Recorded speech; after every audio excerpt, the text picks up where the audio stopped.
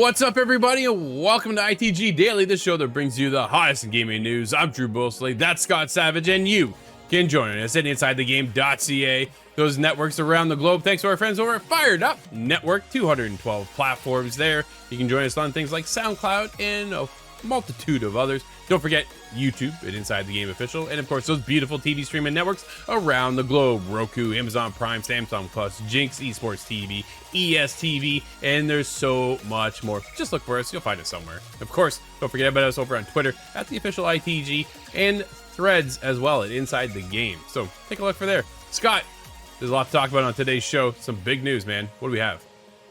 Oh, coming on today's show, we have Assassin's Creed Jade gameplay and a big leak. Big surprise there. Zelda Tears of the King sales numbers have driven the Switch up. Striking Distance Studio faces some layoffs, and Baldur's Gate on Xbox might not be happening for a while. Yeah, it sounds like early next year possibly, but we'll be talking about that here shortly. So let's dive in. Scott, more Assassin's Creed news. As topic number one seems to be on more leaked footage out of Ubisoft. Shocker. Assassin's Creed Jade gameplay walkthrough leaks online. Tom Henderson over at Insider Gaming. A gameplay walkthrough of Assassin's Creed Jade, which is the mobile offering of Assassin's Creed from Ubisoft, has leaked online. The video was uploaded by user iMobile Gaming, who seemingly uploaded the content during its closed beta and under an NDA. So you know what that means, Scott, is he violated the rules, dude. Yeah, that is the golden rule that we all know not disclose or rip on. No, there's an NDA signed for a reason, so that you won't break the rules, you won't show gameplay, and here they are. Now granted, we will not be showing gameplay because it's not supposed to be seen. It's just that simple, but we definitely gonna talk about it. Even if somebody else breaks the NDA, it's not okay for us to then go and share it just based on that. That's also us breaking the NDA if that were the case. Absolutely. The over 2 hours of Assassin's Creed Jade gameplay footage shows off the game's combat, customization, and more. It's unclear how long the game is from release, but the likes of the voice acting suggest that it could still be a way out from its official release date. Officially, Assassin's Creed Jade is described as a first open-world Assassin's Creed title built for Android and iOS, and is being developed by Ubisoft and Level Infinite. Quote, create your own assassin as you leap into Assassin's Creed codenamed Jade, a brand new mobile open world game set in ancient China. Discover the Assassin's Creed open world experience optimized for a seamless experience with touch controls. Parkour on the Great Wall, sneak through bustling cities, discover secret locations, and journey through diverse environments with ancient China as an epic backdrop. End quote. The official game's description reads. Dude, I'm down for this, and part of me is a little disappointed it's on mobile, Scott.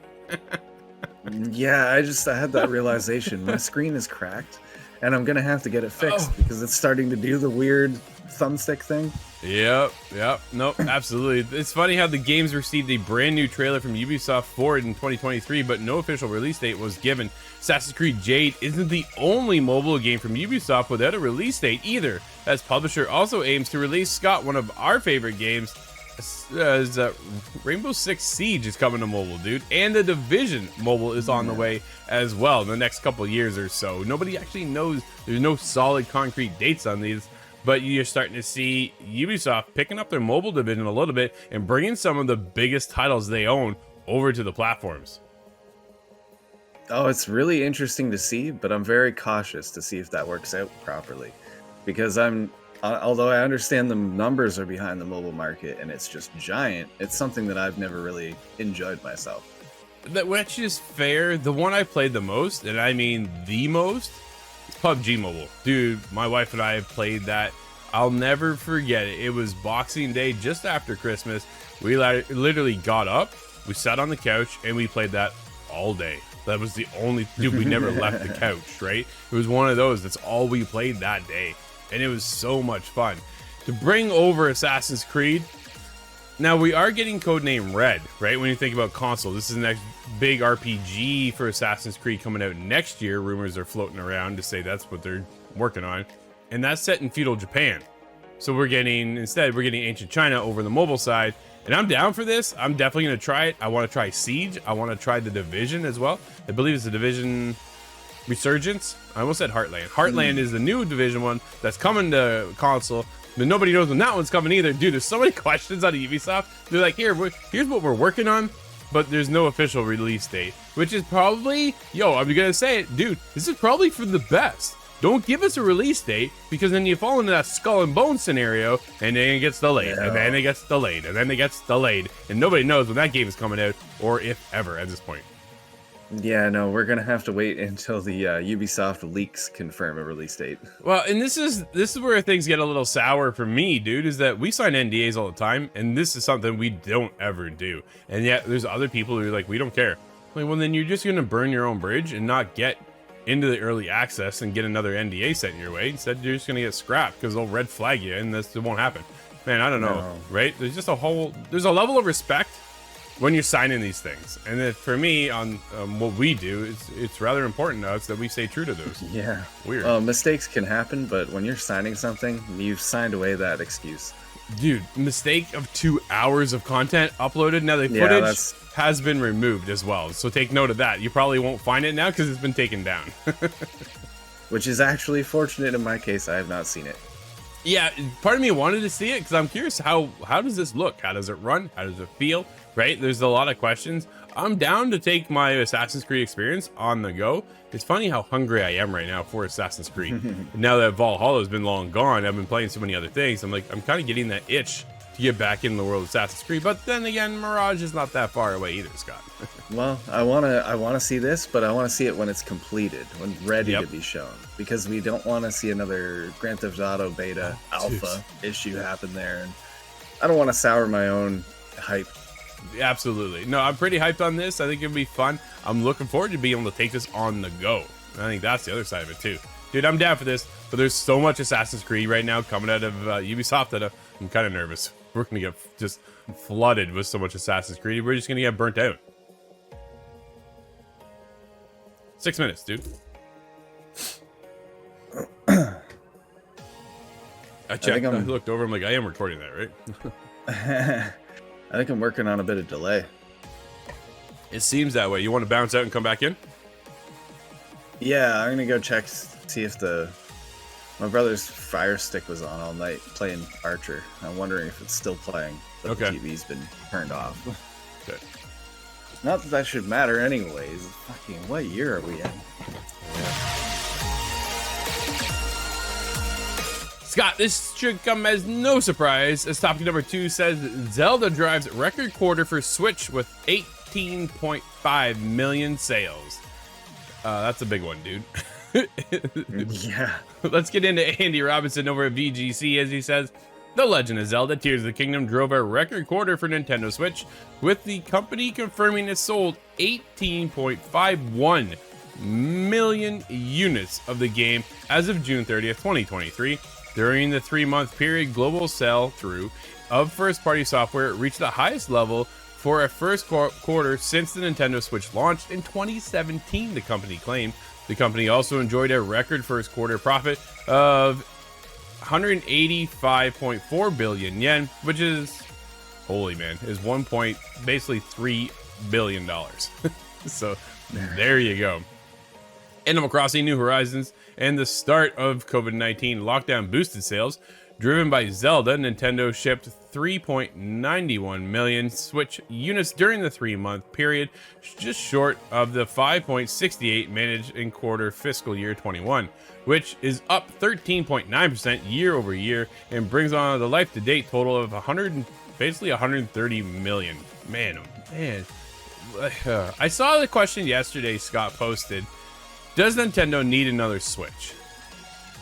What are your thoughts on that? These numbers seem to indicate no, they are doing just fine. Exactly. And still in the quarter selling 3.9 million. Is it slowing down? Maybe, but is it going to stop anytime soon? Probably not. No, that's just it, right? As much as I think the hardcore fans in the gaming industry have our Switch and we've had it, and it's just been we want the next one because we want more power, right? We want more graphic fidelity. We want the frame rate to go up. All these features that we're so accustomed to with PS5 and the Xbox Series X and S is something we want for Nintendo to catch up with. But when you take a look at the sales numbers, dude, I think they're doing just fine, and they don't need another Switch in the grand scheme of things when you think about it. So, no, I would like a different, maybe construction of the current Switch. I've had 2 Switches in my lifetime so far, and the left controller just never connects now. Yeah. And that's, I can't use handheld mode, basically. Yeah, which is basically like the star of the Switch, right? Like that's the biggest thing.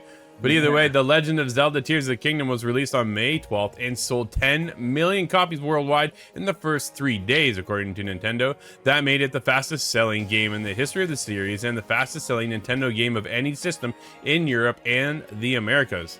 Nintendo said in its latest result that sell-through of this one title constituted approximately half of the first-party software sold this fiscal year. Here's a rundown from June 30th compared to March 2023, with number 1 coming in with Mario Kart 8 Deluxe. Come on, like, how? Why? Why is this? I already own that on Wii U. Exactly. Number 2 was Animal Crossing.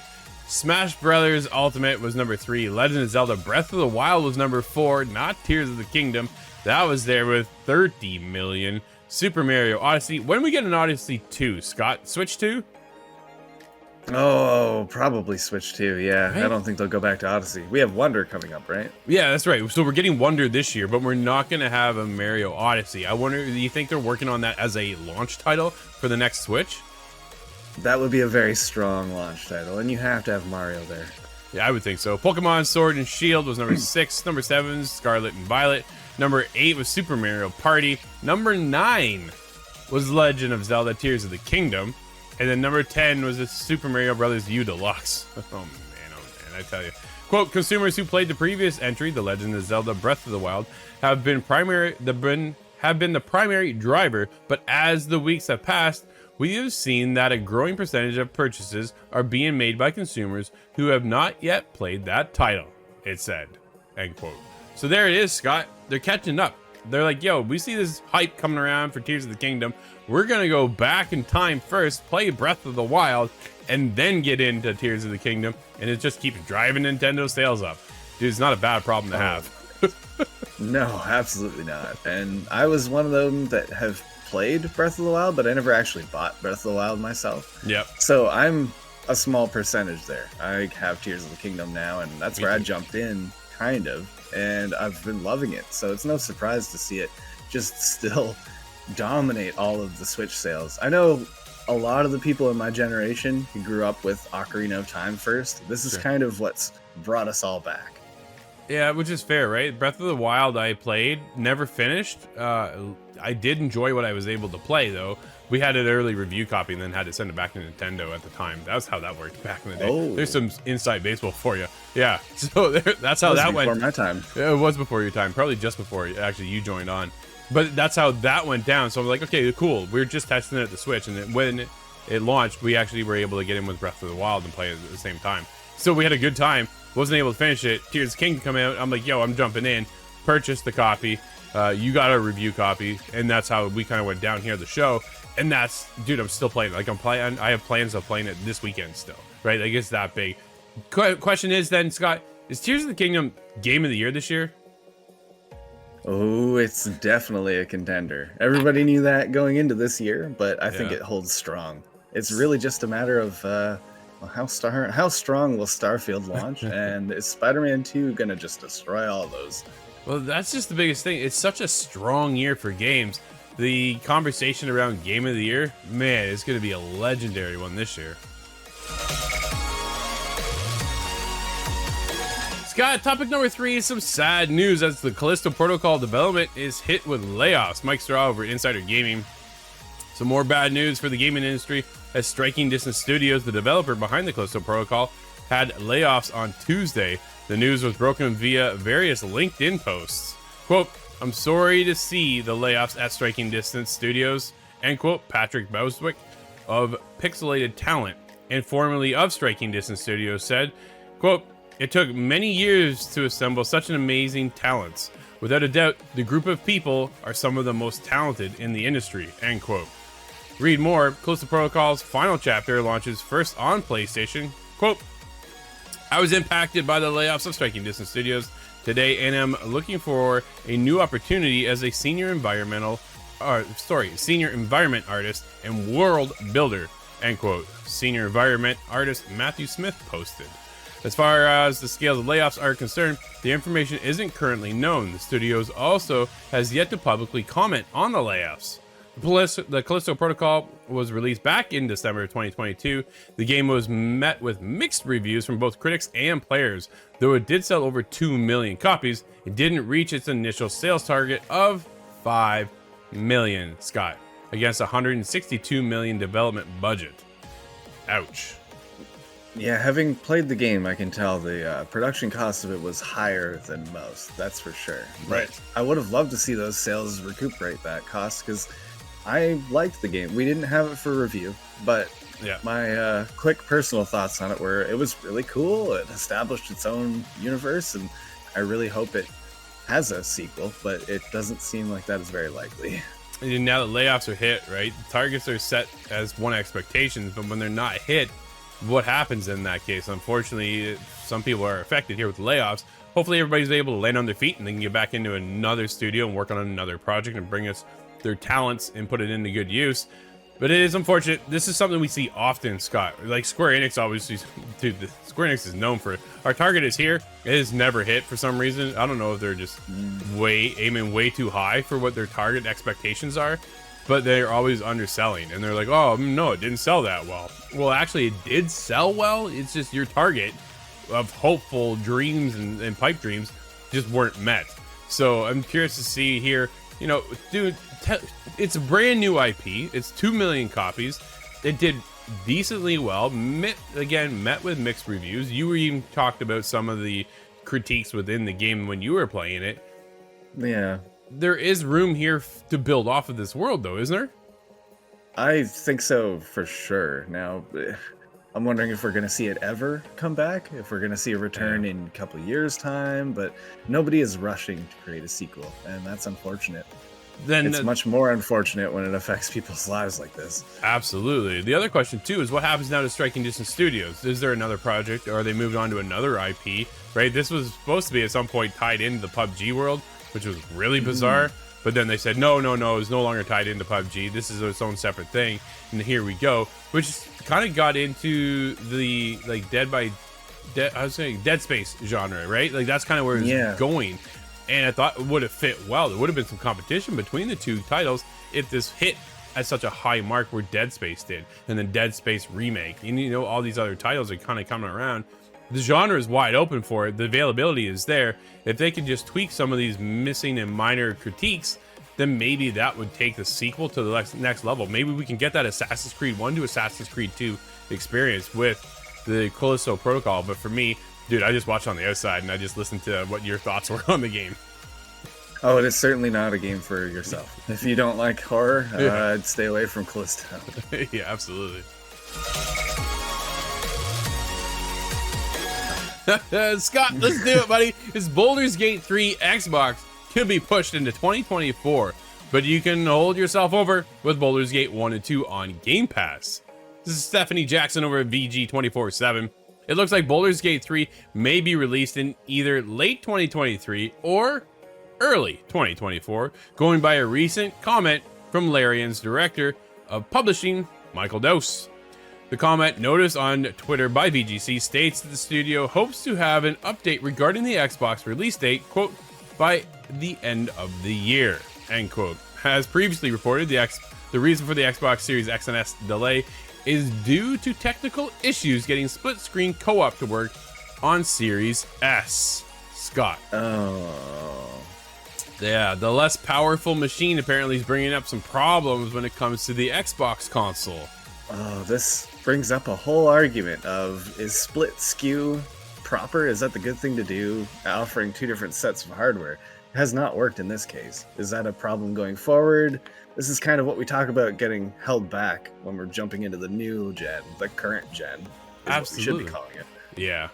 No, that makes a lot of sense, right? We often talk about how we see some games ported over, and then some games had to be ported down to make room for on both SKUs, PS4, PS5, right? Xbox Series X and S. Even though the Xbox Series X and S are a lot more compatible compared to the Xbox Series X and the Xbox One, like that's a huge leap, right? So if they're having technical problems with the S, Scott, that's a little concerning. And again, it's another strike against Xbox, isn't it? It is. It makes me wonder, is there going to be a quick scramble to fix this? Will there be an Xbox Series Y? Is that ever possible? Man.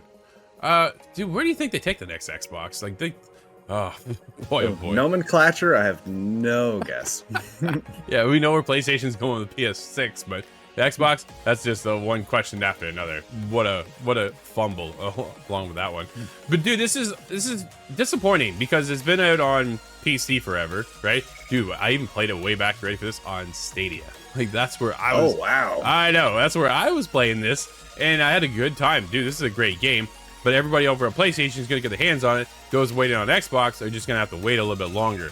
We'll see if they're going to iron out the details and hopefully get that fixed rather sooner than later. Hopefully not push it to 2024, because I know a lot of people are really hoping to get into this. There is going to be a major delay, though, by the sounds of things, Scott. It's a little concerning. Oh. And I'm seeing the console wars kind of relight. This is ammo to provide for the console wars. And I think that's unfair, and it also is not constructive. And it's just unfortunate. There's a second part to this story as well, which is Baldur's Gate 1 and 2 is supposedly on Game Pass. And I use the term supposedly because I've seen many people talking about it just this morning about how, oh, I got the message yesterday. It's coming to Game Pass. Now, I checked myself this morning.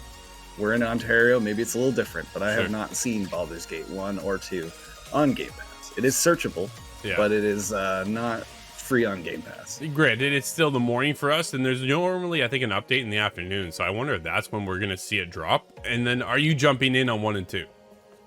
I'm very curious, but I'm very nervous. It's intimidatingly large games, I'm told. Yes, it certainly is. Well, Scott, it's that time of the show. There's always something to talk about because it's brand new. What games are out today? We have a guidebook of Babel. That's on PC, Mac, and Nintendo Switch. Okay. Always interesting to see Mac.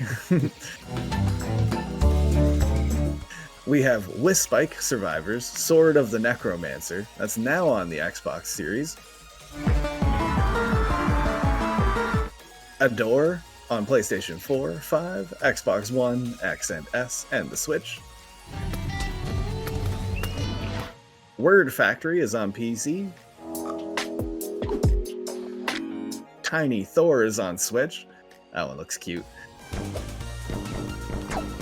And Baldur's Gate 3 has launched on PC for now. For now.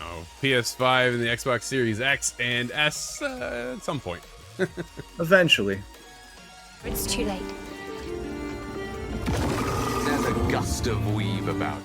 Well, that'll wrap up today's episode, everybody. Thank you for joining us. This has been ITG Daily, the show that brings you the hottest in gaming news each and every day. Make sure to join us tomorrow as we'll be back, so there'll be something to talk about. Until then, though, I'm Drew, that's Scott.